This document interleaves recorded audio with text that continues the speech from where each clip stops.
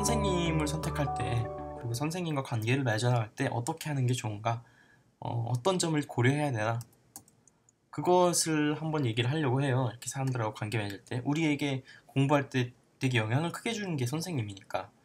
그래서 이 사람 얘기를 하려고 하는데, 이 사람 이름을 그대로 읽어보면 라즐로 라츠라고 되는 사람이에요. 이 사람이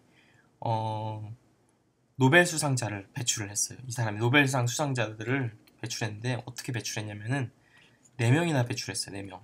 얼마나 배출했냐면, 어떻게 이게 가능할까요? 이 사람이 직업이 뭐였냐면은 고등학교 수학 선생님이었어요. 수학쌤.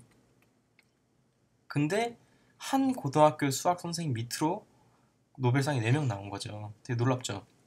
우리나라에서 아직도 노벨 과학상 분야가 없잖아요.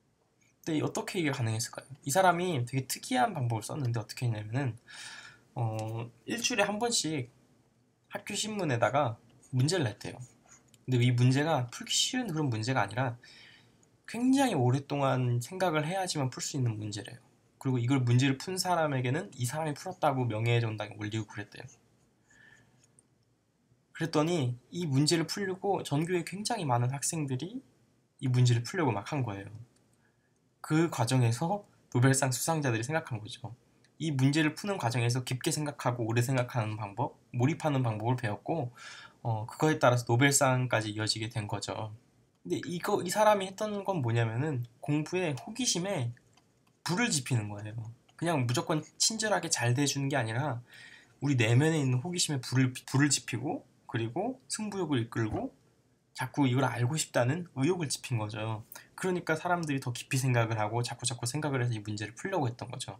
물론 수업을 잘했기도 했겠지만, 또 이 사람 말고 인류 피아니스트들한테 물었대요. 인류 피아니스트들, 우리 전 세계에서 피아노 제일 잘 치는 사람들한테 물었는데 이렇게 물어봤대요. 너가 처음으로 피아노를 배웠던 선생님들은 어떤 선생님이었냐? 하고 물었대요. 그랬더니 하는 말이 뭐냐면은, 그렇게 잘 가르치고 그렇게 피아노 실력이 뛰어났던 선생님들은 아니었다는 거예요. 대신에 그 선생님들은 굉장히 피아노가 어떤 점에서 재밌는지를 되게 잘 설명을 해줬대요. 그리고 자기에게 되게 따뜻하게 되게 해줬고, 피아노를 흥미를 붙이려고 막 되게 노력을 많이 했대요. 그래서 이 피아니스트를 가르쳤던 그 위대한 선생님들이나 이 라즐로 라치라는 선생님이나 공통점은 뭐냐면은, 우리 내면에 있는 호기심에, 그 뭔가 알고자 하는 호기심에 불을 지펴주는 사람이라는 거거든요. 네. 그래서 선생님과 관계를 맺어나갈 때, 요즘은 우리가 어떤 선생님을 맺을 수 있는 어느 정도의 선택권이 생겼잖아요.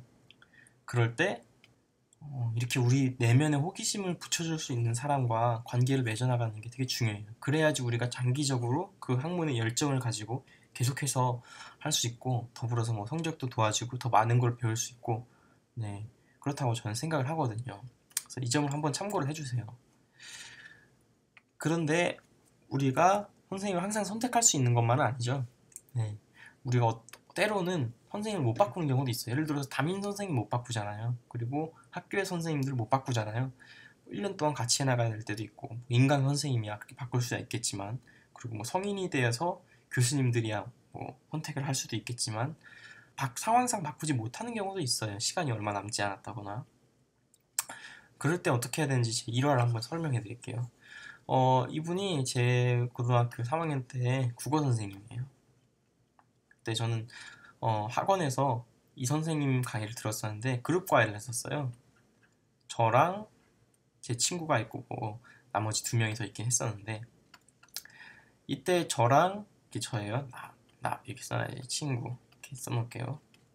이렇게 수업을 들었었는데, 저랑 제 친구가 이 선생님께 배우는 태도가 조금 달랐어요. 우린 실력은 거의 비슷했는데 저는 이 선생님 좀 못 가르치는 것 같다라는 의심을 계속 하면서 고3 내내 들었어요. 그렇다고 선생님 바꾸지는 못했죠. 막상 고3이 되니까. 이 친구는 이 선생님이 진짜 잘 가르치고 이 선생님 믿고 따르면 된다라고 했었어요.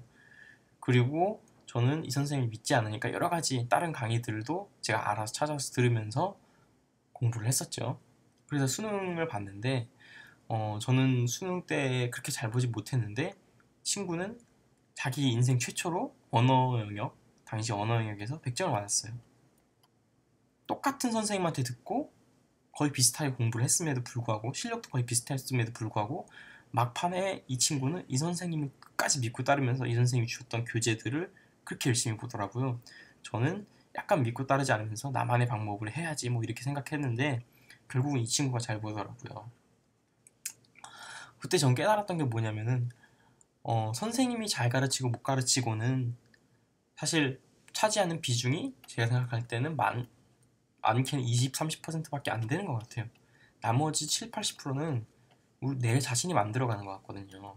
그리고 여기 되게 많이 좌우되는 건 뭐냐면 이 선생님을 얼마나 믿고 따르는가, 그리고 그 선생님에게서 얼마나 많은 걸 배우려는 적극적인 자세가 되어 있는가, 그게 또 배움에 되게 영향을 크게 미치는 것 같아요. 그래서 설령 우리에게 열정에 호기심을 지펴주지 못하는 선생님이 있더라도, 그리고 상황을 못 바꾸는 사람이 있더라도 그 선생님이 진짜 대단하다고 믿고 따르기만 한다면은 웬만큼 이상의 효과는 전 거둘 수 있을 거라 생각하거든요.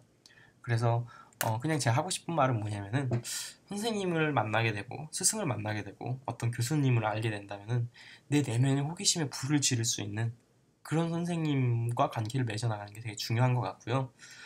근데 이제 선택의 초이스가 없고 그 선생님과 계속 같이 가야 된다면 자꾸 의심하기보다도 그때는 한번 깊이 믿고 따르는 게 전 중요하다고 생각해요. 그리고 그렇게 한번 믿고 따르면 자기 호기심에 불을 지르는 선생님이 또 누군지 더 알 수 있게 돼서 다음 선택을 잘 할 수 있게 되겠죠.